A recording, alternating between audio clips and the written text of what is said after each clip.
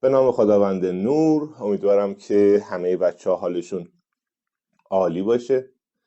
امروز میخوایم در مورد موضوع چاکرا چیست با شما به عنوان اولین ویدیو و یک نوع در واقع پیشگفتار نسبت به موضوع بسیار کهن و باستانی چاکرا با هم صحبت کنیم. خب قبل از اینکه داده هایی رو که خودم قراره به شما انتقال بدم در خصوص موضوع چاکرا، یه سرچ ساده داخل گوگل میزنیم و می نویسیم که چاکرا چیست.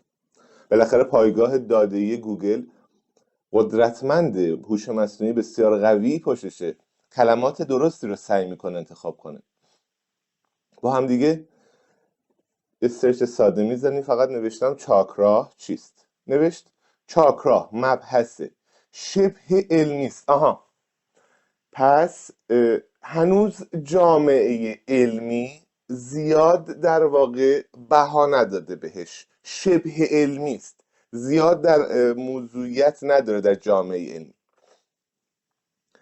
در آیین هندویزم است که به مراکز انرژی در بدن انسان گفته میشه، به مراکز انرژی در بدن انسان، و طبق اعتقادات هندویزم در بدن هر موجود زنده وجود دارد. چاکراها منابع انرژی بدن یا به عبارتی جریانهای انرژی برای حیات می باشند. هر موجود زنده، قطعا گل و گیاه که شامل موجودات زنده میشن، حیوانات هستن، انسانها، پرندگان، جانوران، همه چی. بذار یه خورده این دایره رو تنگتر کنیم. حتی سنگ ها، شاید به اصطلاح خیلی ها سنگ ها که جون ندارن، نه حیات دارن، جان دارن، اینا درون خودشون حرکت دارن.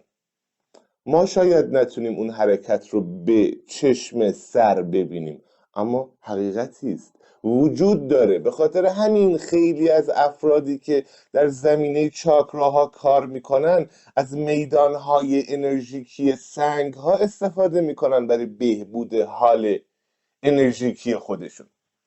خب بیشتر از این وقت گوگل رو نمیگیریم و میریم در مورد این موضوع با هم دیگه یه خورده گپ و گفت داشته باشیم. دوستان دقت کنید، این اسم بسیار کهن و شگفت‌انگیز و باستانی چاکرا رو من میخوام امروز تغییر بدم به اسم گیت، ازش یاد کنم، به اسم دروازه، به اسم اون دربهایی که ما رو به عالم درون خودمون متصل میکنه و یا دربهایی که میتوانیم به واسطه آن به عالم برون بهتر نظر بندازیم.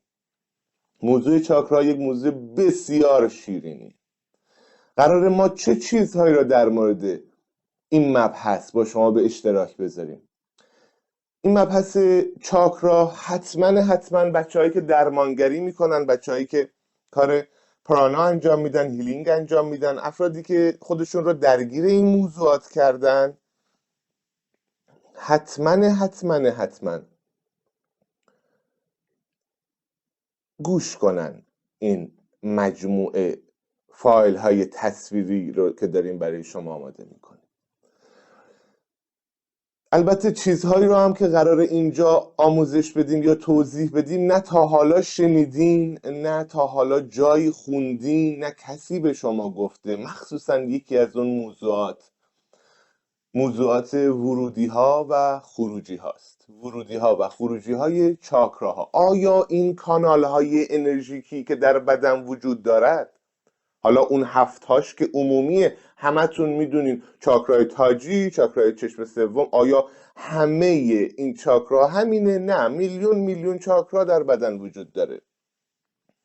این 7 چاکرا بچه فرماندهانی هستن که بقیه کانال های انرژیکی در درون بدن رو تحت لوای خودشون دارن.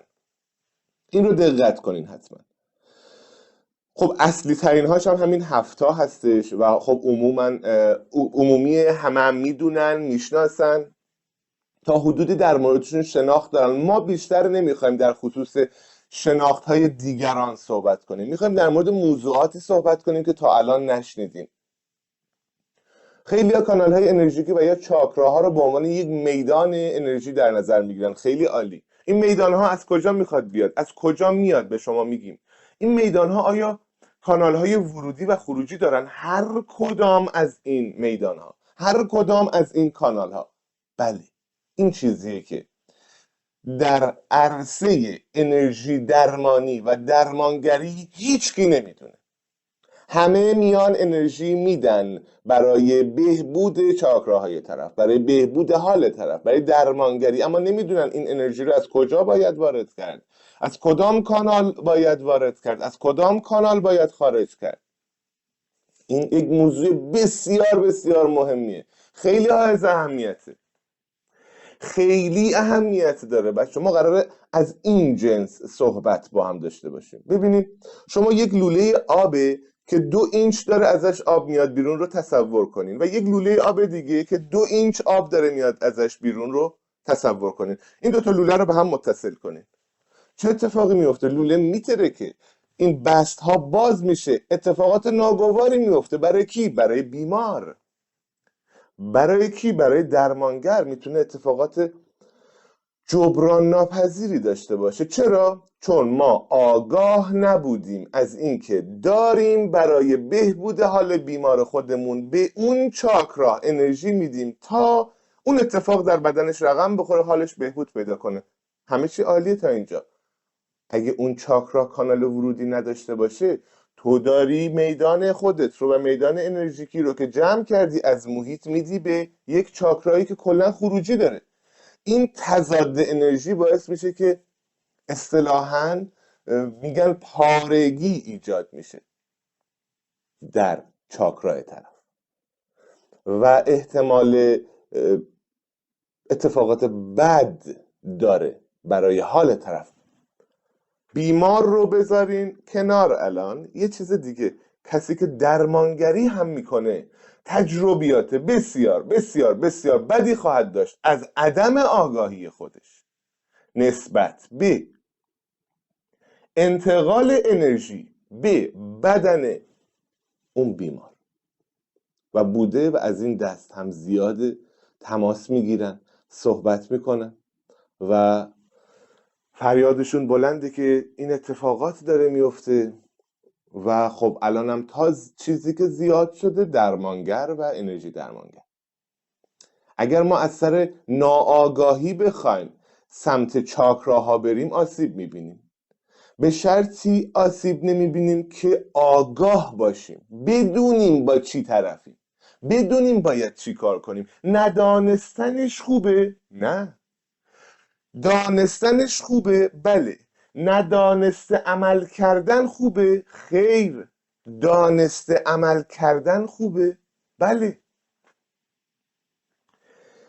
بچه‌ها یک سوالی که خیلی مصطلحه بین اکثرا همه آدم ها، اینکه چاکرای من بسته است، اینکه من گرفتگی در چاکرا دارم، این چاکرام کلا خاموشه. اصلا ببین، ما چاکراه بسته، چاکراه غیر فعال نداریم. این رو من می نویسم، امضا می کنم. هیچ چاکرایی نیستش که غیر فعال باشه. چاکرایی که غیر فعال باشه طرف داخل قبر رفته، مرده.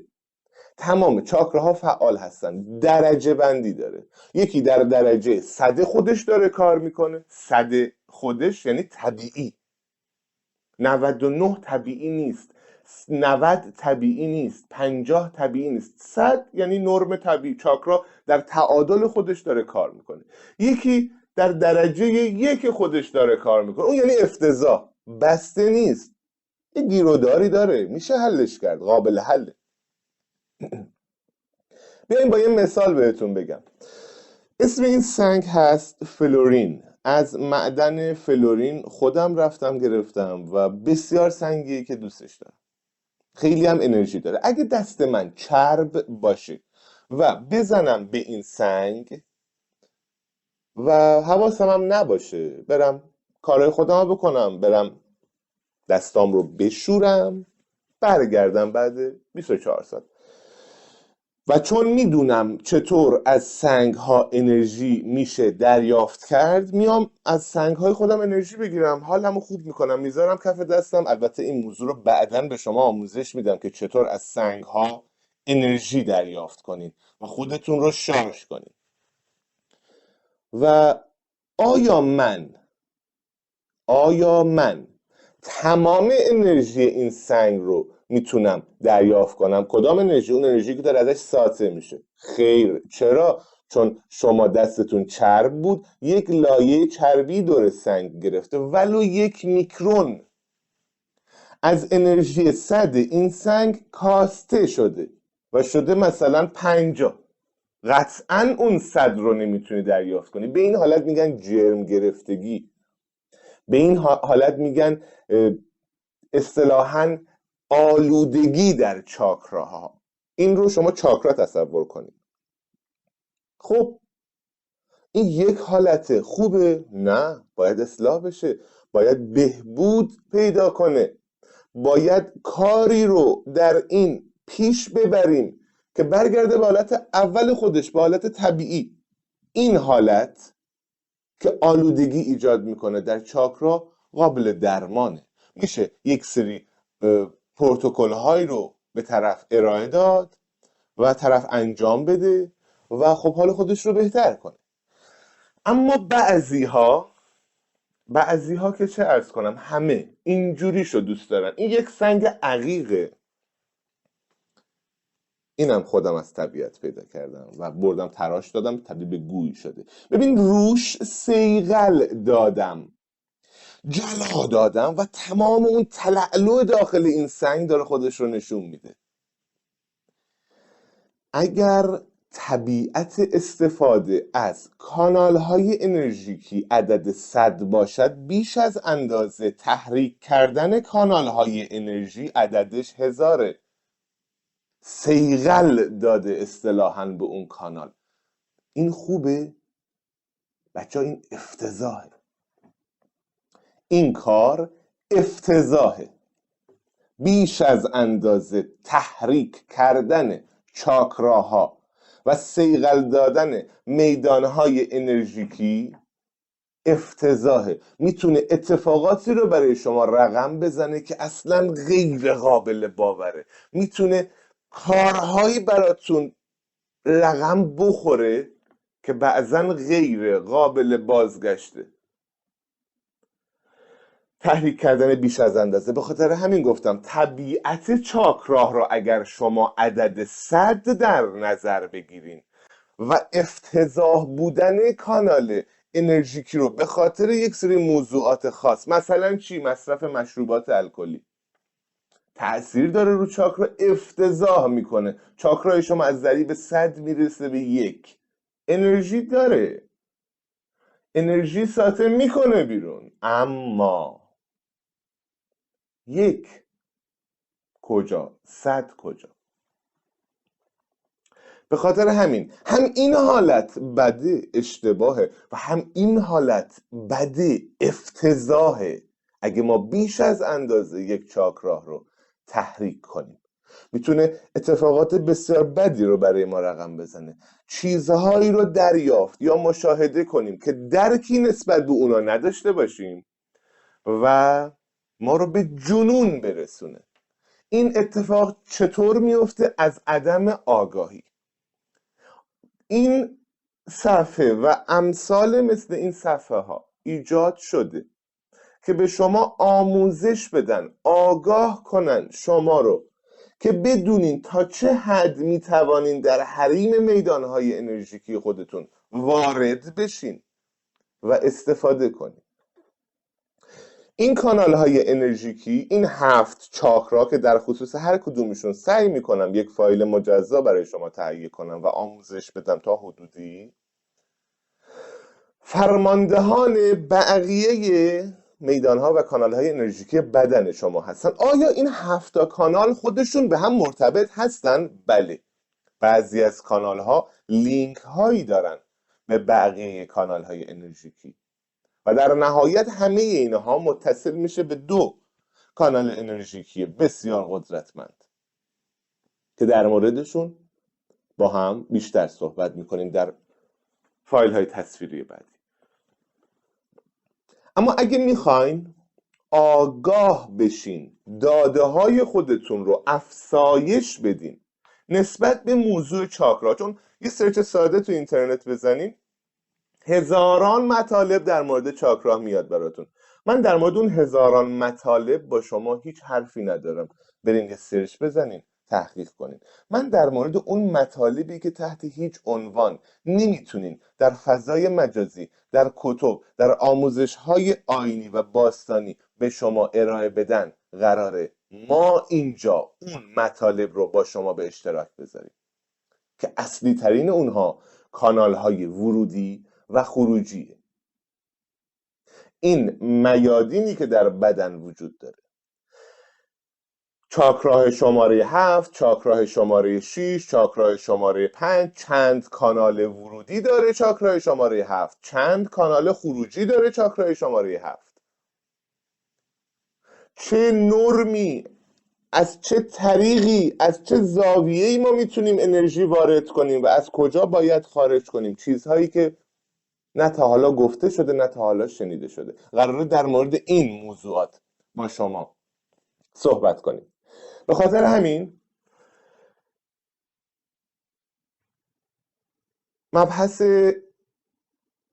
کارگروه فراروانشناسی در اون و این مجموعه‌ای که ما دور هم تشکیل دادیم برای ارائه بعضی از مسائل طبیعی و غیر طبیعی بیشتر برای اینه که بتونیم یک مقداری به سطح آگاهی عموم در خصوص این مسائل موضوعاتی رو ارائه بدیم که باعث رشد آگاهی بشه.